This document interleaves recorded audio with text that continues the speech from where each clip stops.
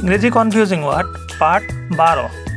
শব্দ কাছাকাছি কিন্তু অর্থ ভিন্ন, এরকমই 10টি শব্দ নিয়ে আজকের ভিডিও। অলরেডি যদি একসাথে থাকে তাহলে এর অর্থ হবে ইতিমধ্যে, এবং অলরেডি যদি আলাদা আলাদা থাকে তাহলে এর অর্থ হবে সম্পূর্ণ প্রস্তুত। এনি মোর যদি আলাদা আলাদা থাকে এর অর্থ হবে আর কোনো, আর এনি মোর যদি একসাথে থাকে তাহলে এর অর্থ হবে এখন থেকে আর। এনিওয়ান যে কোনো একজন যদি আলাদা থাকে, আর যদি একসাথে থাকে এনিওয়ান এর শব্দ হবে যে কেউ। এনিওয়ে যদি আলাদা থাকে যে কোনো উপায়, আর এনিওয়ে যদি একসাথে থাকে তাহলে হবে যাই হোক বা যেভাবেই হোক।